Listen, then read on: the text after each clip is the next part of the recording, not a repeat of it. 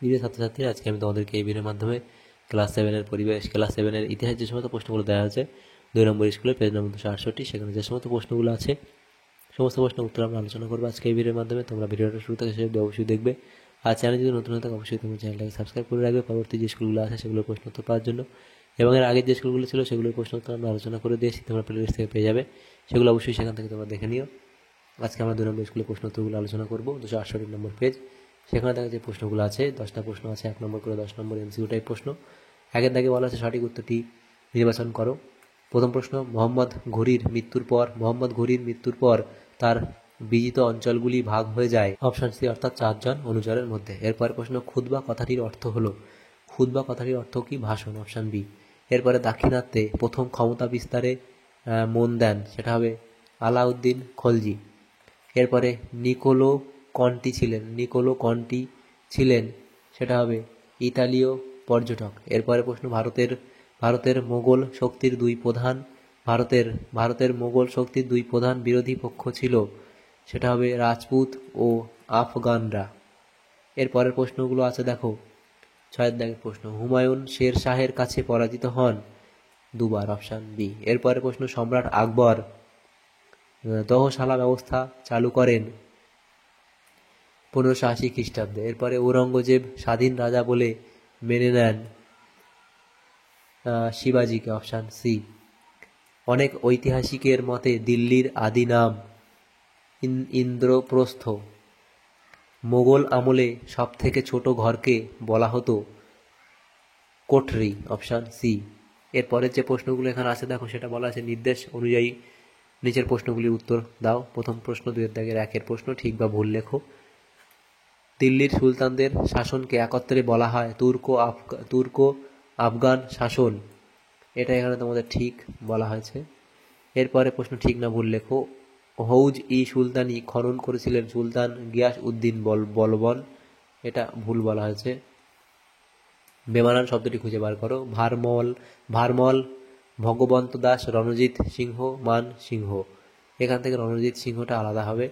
এরপরে প্রশ্ন, বেমানান শব্দটি খুঁজে বের করো। পান্ডুয়া, চট্টগ্রাম, গৌড়, বুরহানপুর, তাহলে বুরহানপুরটা আলাদা হবে।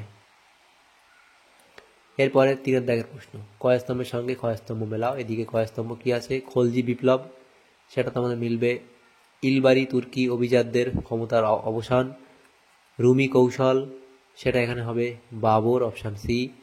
রাজা গণেশ, সেটা এখানে হবে অপশান ডি অর্থাৎ বাংলা। তারপরে সফাবি, সেটা হবে ইরান, অপশান এ।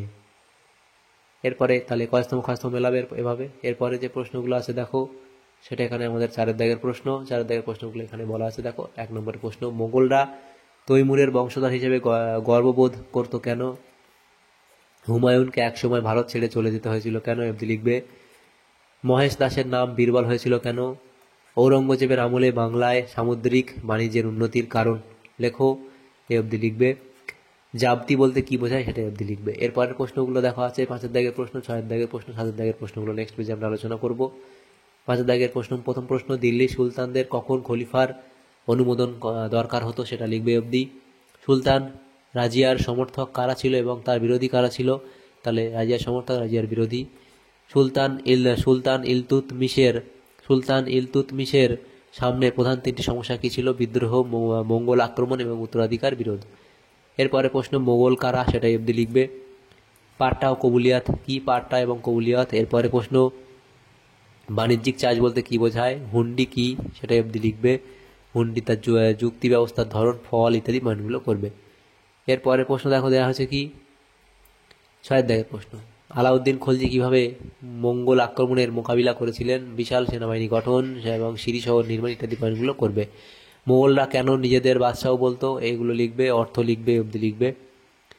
কোন সুলতানদের সময়কার পুরনো দিল্লির আস্তে আস্তে ক্ষয় হয়েছিল? পুরনো দিল্লির অবক্ষয়ের কারণ মুঘলদের রাজধানীর পরিবর্তন, সার্বভৌম প্রতিষ্ঠা। ইকতা কি, তাহলে ইকতা সম্পর্কে লিখবে। সুলতানরা কেন ইকতা ব্যবস্থা চালু করেছিলেন? তাহলে দিল্লি সুলতানদের ইকতা ব্যবস্থা চালু করার কারণ রাজ্য শাসন পরিচালনা, সেনাবাহিনী পালন, রাজস্ব আদায় ও শান্তি বজায় রাখা ইত্যাদি কারণে। পরের প্রশ্ন আছে কি, সুলাহ ই কুল কি, এ অবধি লিখবে। 7 দাগের প্রশ্ন, আলাউদ্দিন খলজির বাজার দর নিয়ন্ত্রণ নীতি আলোচনা করো। এগুলো তোমরা এখানে দেওয়া আছে লিখে নেবে। এরপরে প্রশ্ন 2 নম্বর প্রশ্ন, ঔরঙ্গজেব কিভাবে দাক্ষিণাত্য সমস্যার মোকাবিলা করেছিলেন?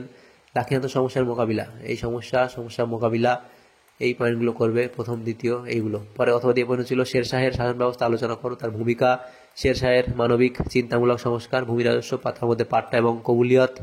এরপরে বিচার সংস্কার, যোগাযোগ ব্যবস্থা, ধর্মনীতি এবং উপসংহার বলে এই অবধি লিখবে। তারপরে 3 দাগের প্রশ্নে বলা আছে মধ্যযুগে ভারতের দেশের, 3 দাগের প্রশ্নে কি বলা আছে, মধ্যযুগে ভারতের দেশের ভেতরে বাণিজ্যের ধরনগুলি কেমন ছিল তা লেখো। গ্রাম ও শহরের বাণিজ্য, একাধিক শহরের মধ্যে বাণিজ্য। এবং অথবা দিয়ে প্রশ্ন ছিল শাহজাহানাবাদের নাগরিক চরিত্র কেমন ছিল, তাহলে নাগরিকদের বসতি, নাগরিক সম্প্রীতি ইত্যাদি পয়েন্টগুলো করবে। তাহলে দেখো আমাদের এখানে যে প্রশ্নগুলো ছিল ক্লাস 7-এর ইতিহাসের প্রশ্ন 2 নম্বর স্কুলের, সেগুলো আলোচনা করলাম আমরা প্রত্যেকটা প্রশ্নের। তোমাদের যদি সামর্থ্য উপকার আসে তাহলে ভিডিওটা অবশ্যই লাইক করবে, বেশি বেশি করে বন্ধুদের সাথে শেয়ার করবে। আর পরবর্তী যে স্কুলগুলো আছে সেগুলো প্রশ্ন উত্তর পাওয়ার জন্য অবশ্যই তোমরা আমাদের চ্যানেলটাকে সাবস্ক্রাইব করে রাখবে। Thank you, thanks for watching.